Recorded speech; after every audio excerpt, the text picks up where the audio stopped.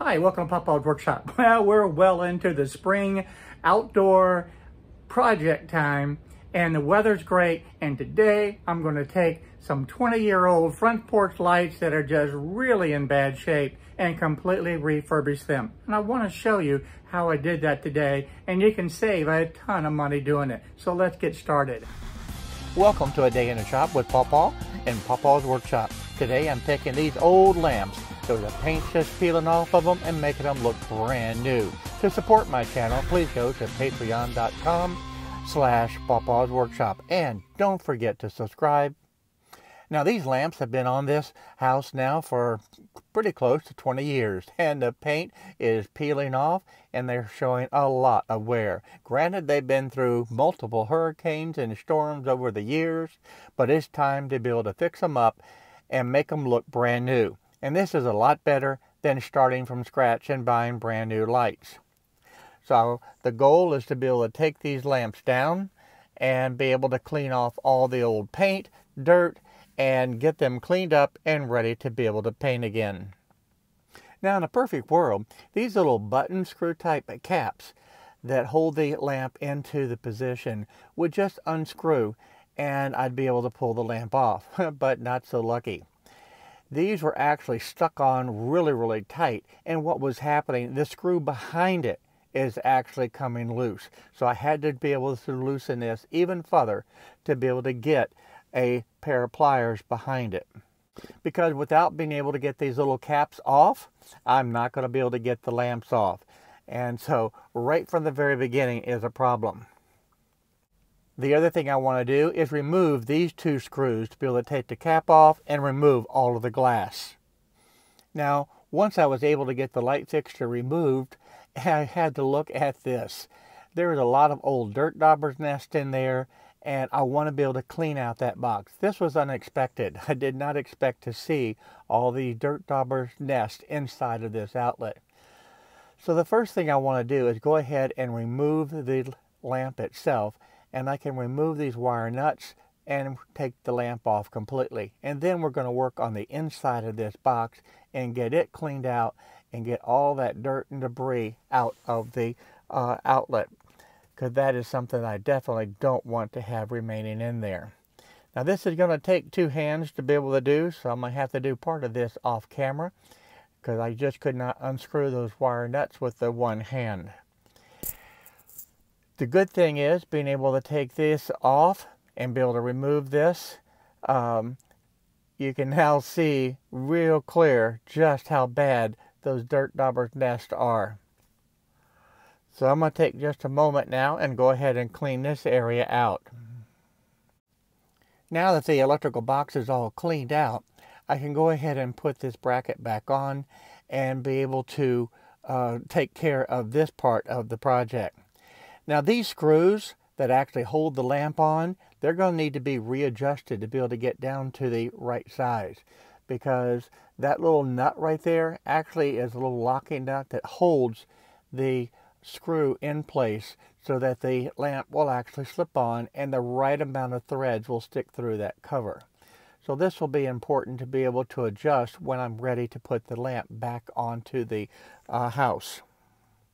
The easiest way to do that to begin with is measure the thickness of the cover on the lamp and then be able to adjust the screws to that.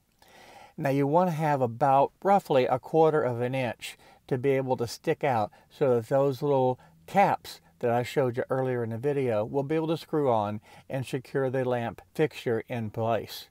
But right now it's just anybody's guess on how far these screws need to be sticking out. We'll adjust these later on in the video.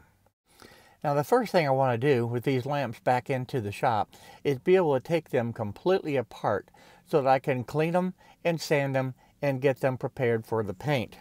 And you can see just how bad this is. Paint is literally falling off of these fixtures. And you can see the wear over the years on just how much damage that the different storms and time has caused to these fixtures. Literally, as you rub the hands over it, the paint is just falling off. Now in a perfect world, the best way to be able to do this is using a sandblaster, and I don't have one. So the next best thing is I'm starting out with this brass wire brush to be able to get all of the bulk of the paint off that's just literally peeling and falling off of this lamp. And I'm amazed as I go through this process with this wire brush and get rid of that loose paint. I'm still amazed at how much paint is just literally peeling off this fixture. Again, the sandblaster would make very short time with this and it would be all cleaned. But we're going to have to do it the old-fashioned way without having the luxury of a sandblaster. Now I wanted to go ahead and break down the rest of this fixture and take all of these various components apart, because that will make it a lot easier to be able to use the wire brush, the sandpaper, and even an air compressor to help clean up all of these parts. Now the good thing about this is that all of these screws really are pretty easy to be able to get to. Some of them are a little bit tight to be able to unscrew just because they've been sitting there for 20 years. But all in all, it really was not difficult to be able to take this lamp completely apart so I can finish cleaning it and preparing it for the paint. Now in this part, I decided not to take the socket off. And the reason being, those wires trying to feed it through that bracket would be just a little bit more than what I wanted to. So this is as far as I'm taking this one. I think I can still protect the socket and clean up this portion of the fixture without removing those wires. I really don't want to have to feed those back through to be able to get them out. Now after a lot of sanding, wire brush work, there is still a lot of paint peeling off just using the air pressure, which means I'm going to have to come back and do a little bit more sanding to be able to smooth all that out. And you can see on this cap, as I use the air compressor, that paint is just blowing right off of the fixture itself. And that's actually a good thing. I would rather be able to get the bulk of the loose paint off this way and then be able to follow up with that wire brush and sanding it to be able to do it. Now that all the cleaning's been done, sanding's been done, it's ready to get ready for paint. And the first thing I want to do is go ahead and protect that socket. So I'm just taking some blue painter's tape and wrapping around this socket, and I'm going to cover up completely so that the paint cannot get to that. And of course I want to cover the end of that cap so that paint does not get inside of it also, because that would make it where you would have a bad connection and that light bulb may not work. The other thing I want to do is just take some blue tape and cover up the wires. Really not interested in having the black paint all over the wires either. So I'm just going to wrap that up loosely around there so that the wires will be protected also. All of the screws were just stuck into a piece of foam and then spray painted. And after spray painting the main component, I just hung those up to dry so that they would the paint would be protected as it dried. And as far as rest of the components, everything was laid out and painted, and in some cases flipped over and painted on the inside. So everything got at least 3 coats of paint on it. And then after it dried, it was time to be able to take all the blue tape off and start the assembly process again. Now putting this back together, that's really where the fun began, because you can see the results of the work. It looks brand new. So the wires just simply feed through this hole, and then you have the screws and the little nut to be able to go onto the back of it, and that's really very easy to be able to attach it. But it's starting to look like a brand new lamp fixture again. Now to attach this back plate, this first screw is nothing but a screw that just screws in and holds to this bracket. Now as far as the bottom, it does have that little brass all thread that has to screw in, and then it has the nut and of course a lock washer to be able to hold it on. Of course the first thing you have to do is put the ground wire back on, because this was the attachment point for it, and that needs to be right against the back plate itself. And then I'll take the brass all thread and feed it through the wires and be able to screw it in position. And then from there it's just a matter of putting the lock washer and the nut in place and tightening it down. And I'll just use a slip joint pliers to be able to tighten that nut down, and the back will be secured to the lamp itself. Now to put the next section on, there's 3 screws that hold it in position, and it also has an alignment point. So you have to be able to rotate this until you have the alignment point set and the opening for all 3 of these screws. And then from there it's just easy just to screw those into position. Now I'm not putting the glass in now. I'm not going to do that until the very end. I don't want to take a chance on breaking this glass.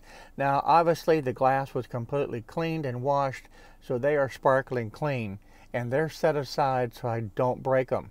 They're curved glass, and if one of those pieces of glass were to break, then the whole lamp is shot, because that's not something that can be replaced. So I'm taking extra special caution with the glass itself that goes into this. Now the top cap is all assembled, so these lamps now are ready to put back onto the wall. It's time to measure the screws and to be able to adjust that little nut to lock this screw in position at the proper depth. So I'm screwing this down into the position. I'll adjust it a couple of times to make sure it's exactly where it needs to be and tighten that nut. So as I put the lamp on, you can see how that screw just slips out about 1/4 of an inch, and then I can put the little button head screw cap in and screw it on. And that's what really makes it easy, to have that screw at the right depth to be able to have this work.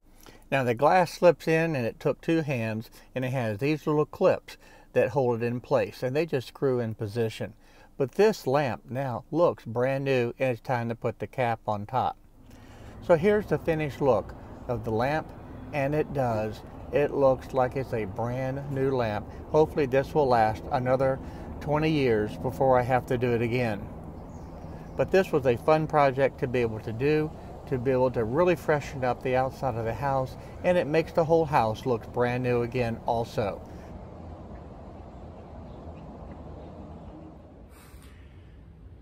I want to thank the Patreons for supporting this channel, and I would certainly encourage all of you to please go ahead and hit that subscribe button and the little bell notification next to it so that you'll be notified on the various videos that I upload.